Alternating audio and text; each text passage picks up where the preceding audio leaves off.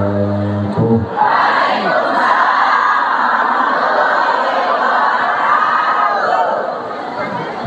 Bapak-bapak, ibu-ibu, aman.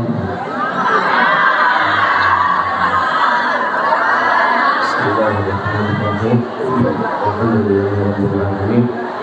Asyhadu an la ilaha illallah wahdahu la syarika lahu wa yusalli.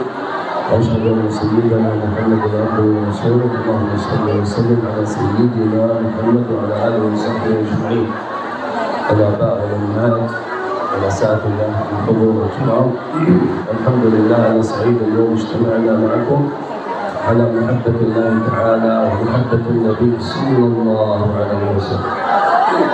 Bismillahirrahmanirrahim. Pertama-tama beliau membuka dengan salam serta selawat ke atas Nabi kita Muhammad sallallahu alaihi wasallam.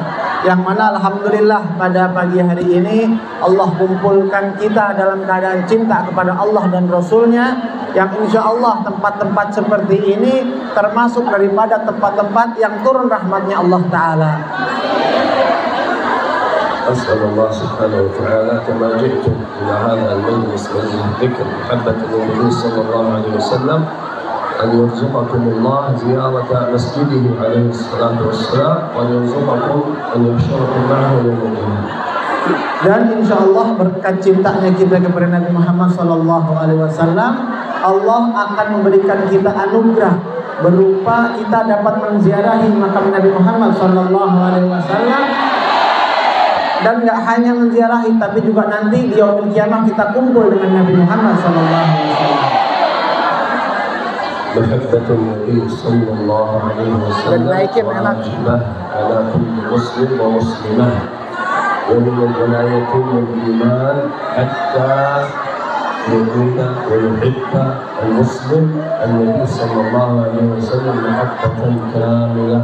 Qala alaihi salatu wassalam لا يؤمن أحدكم حتى أكون أحب إليه من نفسه وولده ووالده والناس أجمعين. Maka dikatakan sebaik-baiknya sosok yang paling kita cintai tidaklah bukan kecuali Nabi Muhammad sallallahu alaihi wasallam. Bahkan dikatakan tidaklah sempurna imannya seseorang kecuali dia mencintai Rasul melebihi cintanya kepada orang tuanya, lebih cinta daripada keluarganya, lebih cinta daripada anak dan suaminya. Maka hakikat yang paling baik, hakikat cinta yang paling tinggi adalah kecintaan kepada baginda Nabi Muhammad sallallahu alaihi wasallam. لماذا نحب النبي عليه الصلاة والسلام أكثر من المال وأكثر من الولد وأكثر من النفس؟ لأنه طريقنا إلى الله سبحانه وتعالى وطريقنا إلى الجنة عليه الصلاة والسلام. Kenapa kok kita perlu cinta sama Nabi? Kenapa kok cinta kepada Nabi itu harus lebih daripada yang lain? Karena kalau tanpa Nabi kita nggak mengenal Allah Ta'ala. Karena kalau nggak kenal dengan Nabi kita nggak akan jalan menuju surganya Allah Ta'ala.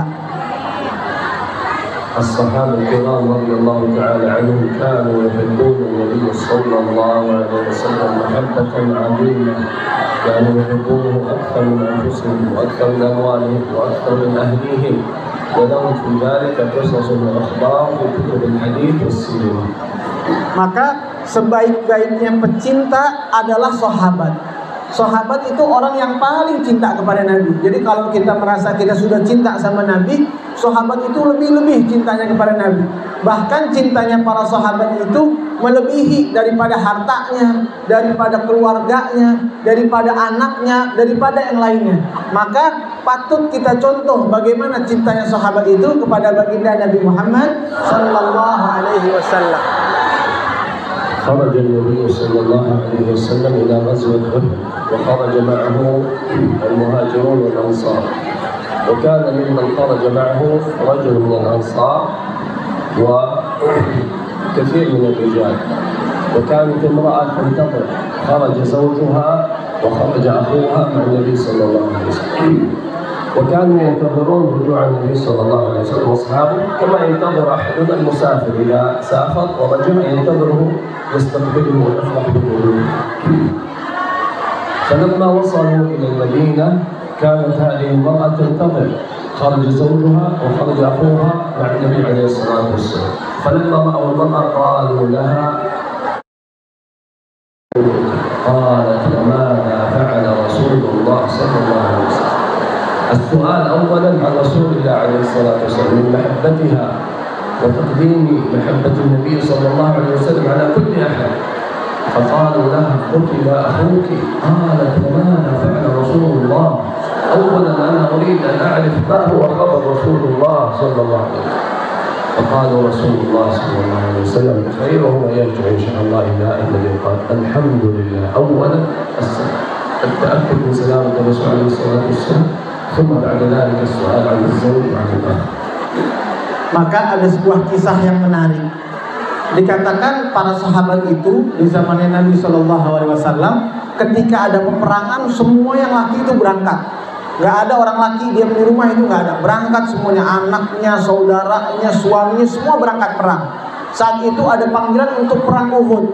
Maka semua berangkat untuk perang bersama Nabi Muhammad SAW. Maka ketika peperangan terjadi, pada umumnya setelah kembali, namanya istri, namanya ibu, namanya orang tua pasti menunggu kepulangan daripada suaminya atau anaknya atau saudaranya yang sedang berperang. Maka ketika mereka semua berpulang, datanglah salah satu seorang istrinya orang yang ikut berperang tersebut, tanya kepada yang datang, wahai fulan, bagaimana keadaannya Rasul? Maka orang tersebut yang kenal dengan suaminya dan anaknya dan saudaranya bilang, sesungguhnya suami kamu telah wafat di medan perang Uhud. Lalu apa yang dikatakan oleh ibu tersebut? Enggak, saya enggak tanya suami saya, Rasul bagaimana kabarnya? Lalu dilanjutkan lagi, bahwasanya putramu juga wafat di perang tersebut. Rasul bagaimana kabarnya? Bahkan dikatakan selanjutnya, alhamdulillah Rasul dalam keadaan sehat walafiat. Maka dia katakan, alhamdulillah, yang paling saya senangi ketika saya mendengar kabar bahwa Rasulullah Sallallahu Alaihi Wasallam dalam keadaan sehat. Maka dari kisah ini dapat diambil hikmah. Yang pertama, para sahabat dan keluarganya selalu mendahulukan kecintaan mereka kepada Rasul dibandingkan cinta kepada keluarganya. Yang kedua, setelah cinta kepada Rasul, maka keluarganya lah orang-orang yang selanjutnya pantas untuk dicintainya. أحد الصحابة وقع في الأسر، أسره الكفار وكانوا يعذبونه، ثم قال له أحد الكفار هل تحب أن تكون أنت في بيتك ويأتي في الأسر والتعذيب مكانك النبي صلى الله عليه وسلم؟ قال أعوذ بالله، ما أحب أن النبي صلى الله عليه وسلم يصاب بشوكة فقط، ما يأتي في السجن بدلا مني، ما أحب أنه في بيته يصاب بشوكة، أنا وأهلي والناس أجمعين فداء لرسول الله صلى الله عليه وسلم. Ada sebuah kisah lagi yang menarik tentang bagaimana para sahabat ini cinta kepada Rasulullah Sallallahu Alaihi Wasallam. Dikatakan pernah salah satu sahabat itu ditangkap oleh para kaum kafir saat itu. Pada saat ditangkap, sebagaimana umumnya mereka pasti mendapatkan penyiksaan.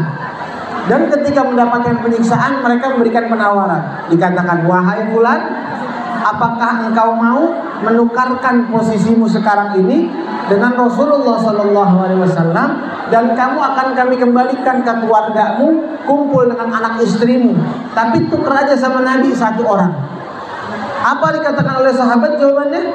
Kata sahabat, wallahi demi Allah, katanya, jangankan aku kembali dan berkumpul dengan saudaraku, saat ini saja ketika aku sedang berada di penjara dan berada di penyiksaanmu, aku tidak rela kakinya Rasul tertusuk satu buah duri pun. Subhanallah, artinya apa? Sahabat nggak memikirkan dirinya, tapi yang selalu dipikirkan bagaimana Rasulullah. Kalau Rasul sehat, dia senang. Begitulah orang yang pecinta. Kita kalau cinta sama orang yang kita cintai sehat, kita senang. Contoh mudahnya, ibu-ibu kalau punya anak, kalau anaknya sakit karena kita cinta sama dia, kita gelisah. Tapi kalau kita yang sakit, selama anak kita sehat, nggak ada masalah. Itu tanda cinta yang murni sebenarnya. Begitu kan para sahabat, selama dirinya sakit seperti apapun, kalau Nabi sehat, nggak ada urusan. Yang penting Nabi yang utama. Allah Subhanahu wa ta'ala wasaf as-sahabah qala was-sabiquna al-awwaluna min al-muhajirin wal ansar والذين اتبعوهم بإحسان رضي الله عنهم. كيف نكون مثل الصحابة نحب النبي صلى الله عليه وسلم؟ أنا أعطيكم مفاتيح، 3 مفاتيح، فنأخذ هذه ال3 مفاتيح نكون من أحباب النبي صلى الله عليه وسلم. Maka dari kisah-kisah tadi yang diceritakan, kita dapat mengambil kesimpulan bahwa Nabi itu adalah bahwa sahabat itu adalah orang yang paling cinta kepada Nabi Muhammad Sallallahu Alaihi Wasallam. Maka kita pengen tahu bagaimana sih caranya agar kecintaan kita ini kepada Nabi sebagaimana para sahabat itu cinta kepada Nabi-Nya. Insya Allah saya akan memberikan 3 kunci agar kita memiliki kecintaan kepada Nabi Muhammad Sallallahu Alaihi Wasallam sebagaimana para sahabat cinta kepada Nabi. المفتاح الأول طاعته عليه الصلاة والسلام واتباع سنته، لأن الله يقول في كتابه الكريم وإن تطيعوه تهتدوا، ويقول النبي صلى الله عليه وسلم من أطاعني دخل الجنة. Maka kunci yang pertama agar kita bisa cinta kepada Nabi Muhammad SAW adalah taat. Dikatakan wa man ata'ani dakhalal jannah. Rasul berkata di dalam hadisnya, barang siapa yang cinta kepadaku, dia akan masuk surga. Ibu-ibu mau nggak masuk surga, Bu? Beneran, Bu? Caranya mudah. Yang pertama tadi, cintai Rasulullah Sallallahu Alaihi Wasallam. لدوام النبي صلى الله عليه وسلم الأمر بالصلاة، فكان يقول بالصلاة إمام عظيم، وكان يقول لبلال المؤذن للرسول عليه الصلاة والسلام ألحنا بالصلاة يا بلال، لأنه قال عليه الصلاة والسلام وجعلت قرة عيني في الصلاة، يعني هو يرتاح ويطمئن ويحب الصلاة دائما حتى آخر لحظة في حياته وهو يوصي أمته بالصلاة، فقال الصلاة الصلاة أي احرصوا على الصلاة، احرصوا على الصلاة وما ملكت أيمانكم ثم لحق برفق الأعلى. Maka cara yang kedua agar kita bisa cinta dengan sebenar-benar cinta kepada Nabi, yaitu memperbanyak sholat ataupun sholawat ke atas Nabi. Dikatakan perintah yang paling utama yang Nabi ajarkan kepada kita yaitu sholat. Bahkan di akhir hayatnya Nabi berkata as-sholah, as-sholah, as-sholah. Nabi memerintahkan kita tentang sholat. Nabi selalu mengajarkan kita untuk sholat dalam keadaan seperti apapun. Maka jika ingin kita betul-betul cinta kepada Nabi sebagaimana cintanya para sahabat nggak pernah meninggalkan sholat sekalipun. الصلاة قسمين، فريضة ونافلة. الفريضة الصلوات الخمس فنحرص عليها ونحافظ عليها بخشوعها وأداء الاهتمام بها. والصلاة النافلة قال النبي صلى الله عليه وسلم أفضل الصلاة بعد المكتوبة قيام الليل، وقال عليه الصلاة والسلام إن الله وتر يحب الوتر فأوتروا يا أهل القرآن. عائشة رضي الله عنها تقول النبي عليه الصلاة والسلام لا ترك الوتر لا في الحضر ولا في السفر. وعبادة الوتر عبادة يسيرة، ركعة واحدة فقط تدرك هذه الفضيلة وهذه السنة. وجود قوة إيمان وقوة بدن 3 ركعات، وجود زيادة قوة إيمان وقوة بدن 5 7 11 ركعة، لكن ضعيف الإيمان وضعيف البدن ركعة واحدة فقط لا تتركها في الليل حتى تدخل فيها الفجر. Panjang, Bu. Dikatakan yang pertama yang paling wajib daripada sholat itu sholat apa? 5 waktu. Maka setelah sholat, jadi 5 waktu kita pegang dulu. Yang wajib kita pegang. Jangan tinggalin sholat 5 waktu dalam keadaan apapun. Sahabat dalam keadaan perang, dalam keadaan terluka, semua tetap sholat. Kalau kita kadang masuk angin dikit udah nggak sholat, aduh sakit badan. Tapi kalau diajak kondangan berangkat. Betul apa betul, Bu? Maka jadikan sholat itu pedoman hidup kita. Sakit, sehat, semua wajib sholat. Setelah 5 waktu sholat dilakukan, yang perlu dilakukan tambahannya, yaitu sholat sunnah. Sholat sunnah dikatakan afdhalus sholat itu qiyamul lail. Sholat sunnah yang paling bagus itu sholat tengah malam. Dan diantara sholat tengah malam yang paling bagus lagi yaitu sholat witir. Sholat witir itu paling sedikit jumlahnya berapa rakaat? 1, 2. Itu sholat yang lain tuh, ketahuan nggak sholat ya. Lalu pertanyaan saya, sholat wajib yang paling dikit sholat apa? Berapa rakaat? Ini setengahnya Bu, cuman 1 rakaat. Maka secapek-capeknya kalau ada orang alasan, badan saya capek Ustaz, habis saya diterima nggak alasannya itu? 1 rakaat, Allahu Akbar, sujud, salam, selesai. Maka dikatakan secapek-capeknya kita minimal tetap sholat witir. Habis sholat isya selesai, capek, dia witir langsung. Capek Bu, 1 rakaat Bu, semenit paling semenit. Sedangkan main handphone, wah berjam-jam ya. Sholat witir 1 rakaat nggak sempet, zikir juga nggak pakai, asal HP udah geter lari langsung ngejar handphone. Maka dikatakan yang paling penting sholat 1 rakaat. Saya kuat lebih dari 1 rakaat, 3 rakaat. Saya kuat 5 rakaat. Saya kuat 11 rakaat. Maka seandainya kita, karena dikatakan Rasulullah SAW seumur hidupnya nggak pernah meninggalkan sholat sunnah witir, baik dalam keadaan hadir, dalam keadaan di rumah atau menetap diri di sebuah kota, ataupun di safar dalam keadaan perjalanan. إذا تحافظ على سنة الوتر الله يعطيك جائزة. هذه الجائزة إجابة الدعاء، لأن من مواطن إجابة الدعاء في الليل. أحد الصالحين إذا جاء الليل وقام يصلي الوتر يقوم في الليل هكذا يقول يا الله يا الله أنا يا الله أنا يا الله أنا الفقير فأغنني، أنا المريض فاشفني، أنا يا الله أنا المحتاج إلى رحمتك، أنا يا الله.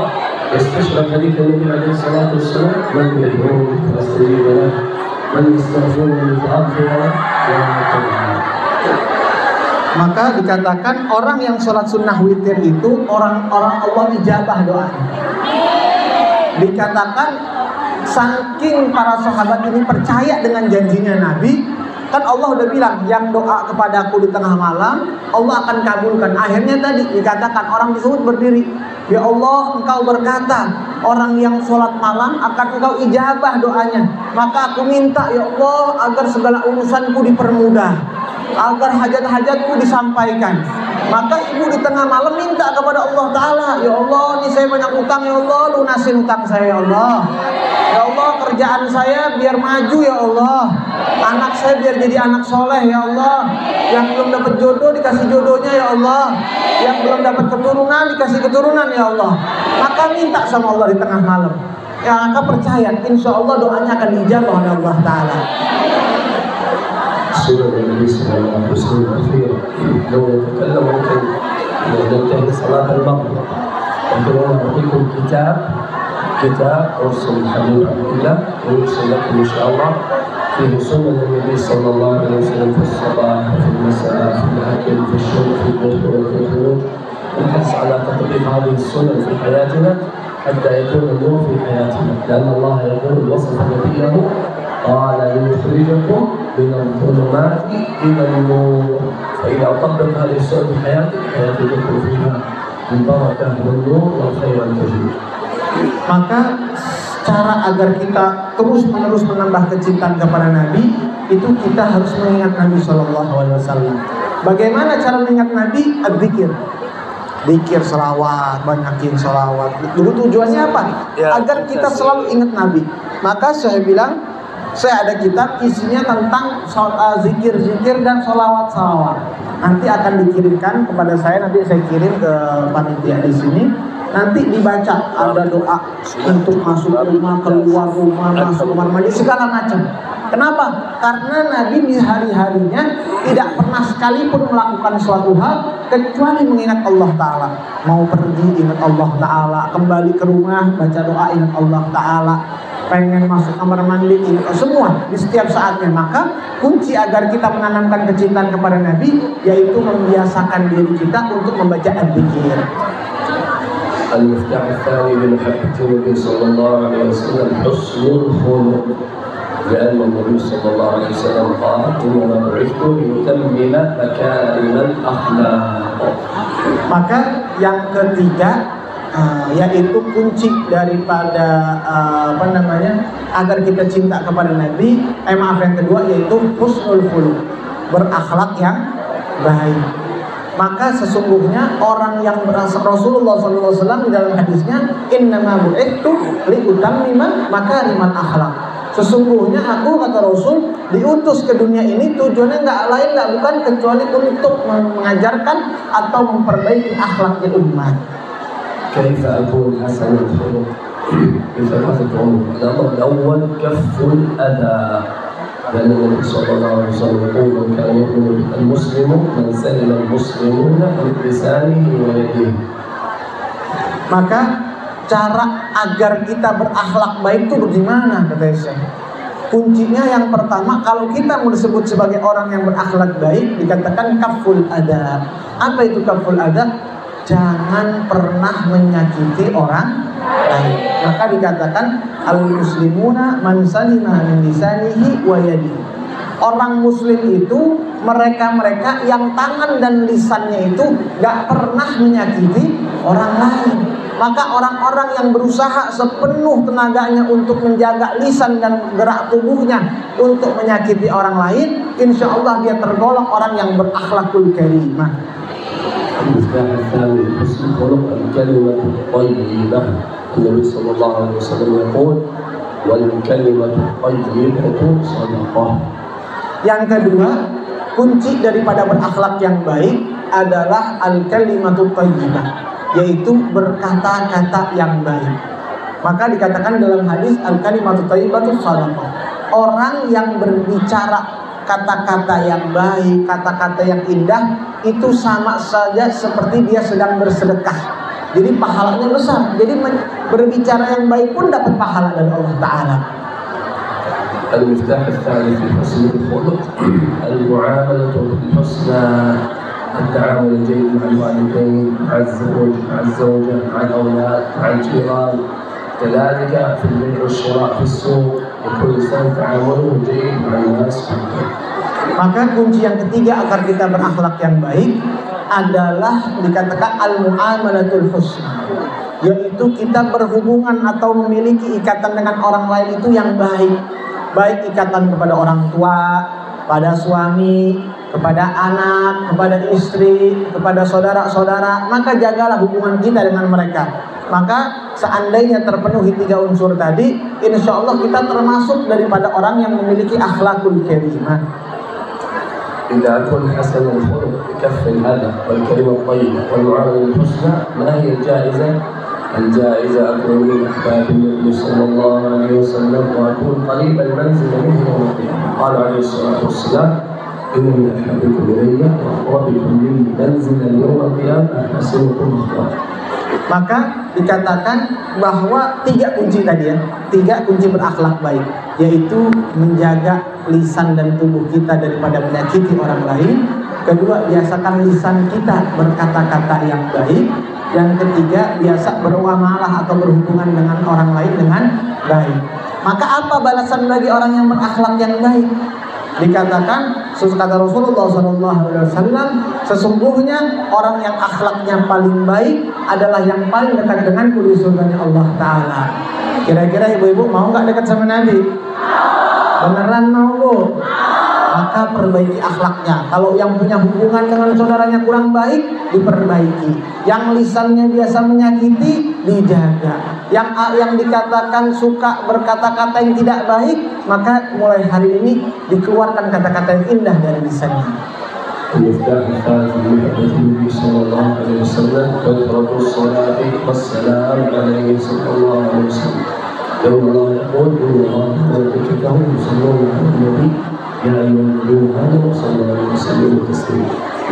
Maka dikatakan yang ketiga adalah memperbanyak selawat ke atas Nabi Muhammad sallallahu alaihi wasallam. Maka dikatakan innallaha wa malaikatahu yusholluna 'alan nabi ya ayyuhalladzina amanu shallu 'alaihi wa sallimu taslima.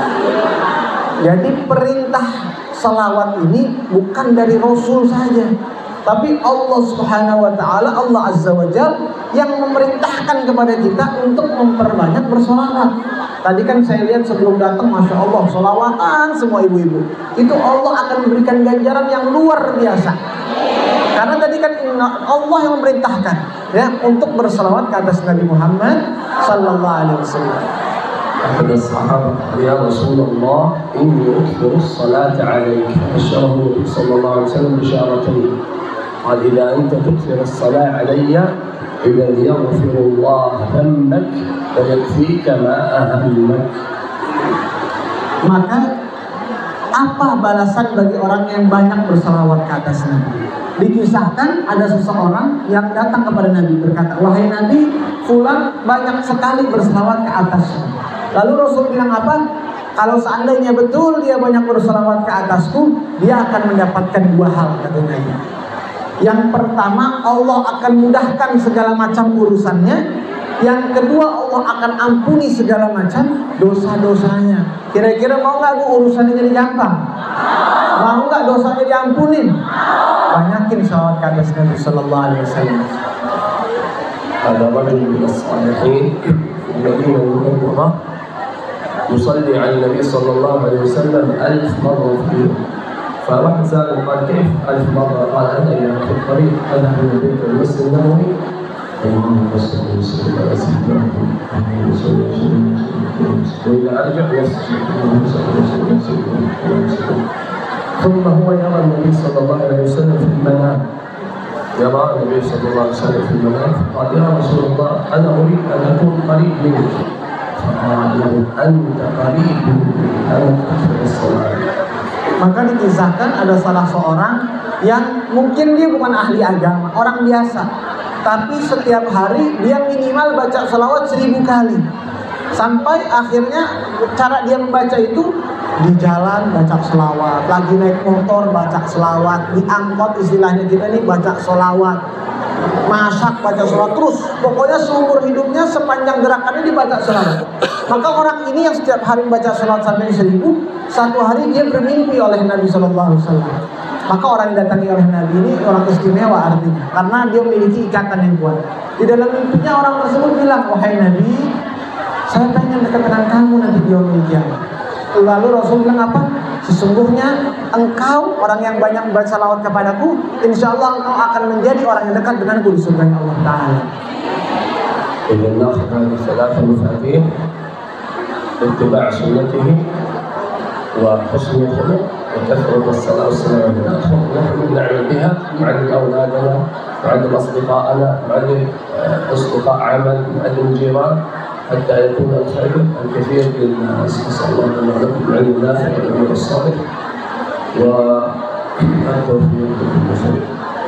Maka dapat disimpulkan, maka dari tadi tausiah yang pertama, maka yang pertama kunci ya agar kita berakhlak yang baik ya, agar kita cinta kepada Nabi Sallallahu Alaihi Wasallam. Yang pertama jadi apa? Nyatet kali. Yang pertama tadi mengikuti sunnahnya Nabi ya, mengikuti taat kepada Nabi Sallallahu Alaihi Wasallam. Yang kedua apa? Memperbanyak sholat atau sholat dulu ya, banyak sholawat, berakhlak yang baik ya. Yang ketiga baru memperbanyak sholawat dari atas Nabi Sallallahu Alaihi Wasallam. Maka seandainya kita melaksanakan 3 hal tadi, insya Allah rasa cinta kita kepada Nabi itu sebagaimana para sahabat yang cinta kepada Nabi Muhammad Sallallahu Alaihi Wasallam. Kira-kira mau nggak dekat di surga sama Nabi? Kalau pengen betul dekat di surga dengan Nabi, lakuin 3 hal tadi minimal. Dan kata Syekh, jangan kunci tadi yang kita berikan berhenti di sini.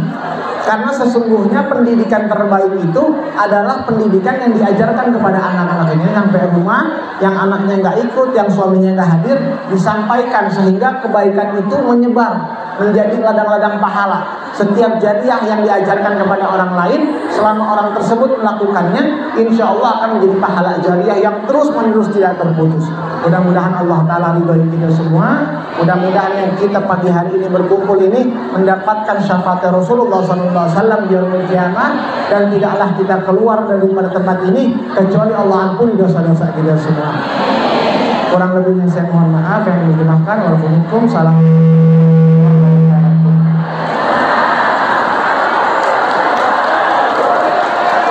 Alhamdulillah Kami insya Allah akan memberikan kesempatan kepada Bapak Ibu yang ingin bertanya, yaitu terbatas hanya untuk 2 penanya saja. Acara masih berlanjut Bapak Ibu ya, sebelum nanti kita akan tutup di akhir acara dengan doa bersama yang akan dipimpin oleh guru kami Syekh Dr. Yahya. Jadi Bapak Ibu kita tempat masing-masing, kita akan memberikan kesempatan untuk 2 penanya, untuk laki-laki dan juga perempuan. Kita mulai dari ibu-ibunya, ada yang mau bertanya, boleh 1 orang.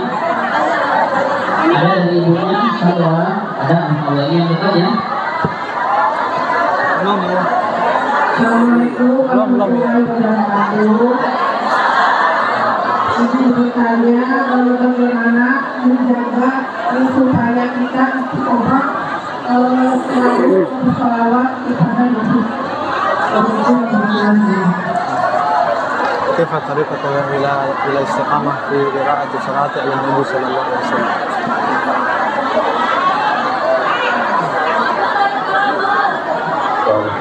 تنظيم الوقت. المسلم لا ينظم إما يخصص وإما الإنسان العمل وقت الصلاة وقت الذكر فيجعل إما بعد صلاة الفجر أو بعد صلاة المغرب ويخصص له وقت مناسب له يخصص هذا للصلاة ويستفيد كذلك أنه يذهب في الطريق أو يرجع لا يشغل الجوال كثيرا يعني يكفي وقت الجوال هو وقت الصلاة في الطريق اللهم صل وسلم إن شاء الله. Maka cara agar kita istiqomah, Bu, masih dengar kan Ibu? Udah rame aja nih, majelis tadi mau pasar ini nih. Maka cara istiqomah yang pertama kata beliau, kita harus membiasakan diri untuk memiliki waktu khusus untuk bersalawat. Misal, Ibu biasa punya waktu agak senggang ba'da subuh, baca selawat ba'da subuh berapa kali. Ini istiqomahin. Kalau istiqomah biasanya jangan banyak-banyak dulu, dikit-dikit dulu 100 ya. Istiqomahin kalau 100 kan 1 putaran tasbih kurang lebih ya. Itu yang pertama, memiliki waktu yang khusus untuk membaca selawat. Yang kedua, membiasakan diri kita ketika waktu-waktu kosong, contoh lagi jalan nih dari rumah ke sini, baca selawat ya. Kan tasbih modelnya macam-macam tuh, ada yang digital, ada yang apa, bisa dipakai. Biasain, sehingga setiap melangkah kemanapun kita akhirnya terbiasa mulut kita membaca selawat. Jangan malah di jalan main handphone terus, akhirnya lupa selawatan. Boleh main handphone, cuman selawat juga jangan ditinggal. Jadi selawatan nanti habis sudah selesai baru main handphonenya lagi. Jadi diseimbangkan kira-kira begitu. Maka yang paling baik dari 2 caranya. Pertama, mengistiqomahkan di waktu yang tertentu. Yang kedua, melakukannya di waktu-waktu yang kira-kira kita kosong. Yang paling mudah sebenarnya kalau di kendaraan ya, kendaraan sambil naik motor, selawatan apa segala macam. Insya Allah lebih mudah begitu. Allahu a'lam. Bu bisa dipahami untuk jawabannya. Jadi ibu ada, bapak-bapak ada nggak? Atau mau ibu aja? Ini satu lagi. Ibu aja. Ini satu lagi. Ya udah. Ini ibu yang di depan tadi udah ngatakan duluan ya sebelum saya mempersilahkan. Assalamualaikum warahmatullahi wabarakatuh. Izin untuk bertanya, Habib Syekh. Ya, pertanyaan saya yang satu, bagaimana umat dapat melanjutkan kerja dakwah Nabi Muhammad SAW? Itu saja. Terima kasih. Assalamualaikum warahmatullahi wabarakatuh. كيف أمة أن يستمر عمل النبي صلى الله عليه وسلم؟ يستمر عمل النبي يعني عمل الدعوة يعني المهم في طريقة الرسول صلى الله عليه وسلم في الأعمال الطريقة كما علمه النبي صلى الله عليه وسلم بلغوا عني ولو آية بلغوا عني يعني الآن نحن تعلمنا من حديث محبة النبي صلى الله عليه وسلم ليس فقط نحن نتعلم نرسل في الواتساب نرسل الأصدقاء نتكلم مع الزوج نتكلم مع الأولاد نتكلم مع الأصدقاء ثم هم كذلك أصدقاء آخرين كذا ينتشر السلوك. Ya, dikatakan paling minimalnya cara kita ikut melanjutkan perjuangan Nabi itu, Nabi pernah bilang, "Balighu anni walau ayat." Sampaikan sesuatu apapun itu yang baik-baik itu, meskipun hanya sebuah ayat. Maka kebaikan yang paling sedikit sekalipun harus kita sampaikan kepada orang lain. Dan yang menyampaikan pun begitu. Dia mendapatkan kebaikan, diajarkan kepada yang lain. Yang disampaikan yang mendapatkan juga seperti itu. Maka begitulah risalahnya Rasul SAW. Dulu Rasul sendiri, tapi menyampaikan. Yang disampaikan menyampaikan lagi, yang disampaikan menyampaikan lagi, terus begitu. Sehingga kita seandainya menyampaikan dakwah Islam, meskipun kita bukan ustadz atau ustazah, nggak harus, tapi ilmu-ilmu yang kita dapati kita sampaikan, insya Allah kita sebagaimana Nabi yang, atau kita sebagai orang yang melanjutkan daripada perjuangan Nabi Muhammad Sallallahu Alaihi Wasallam. Kira-kira seperti itu.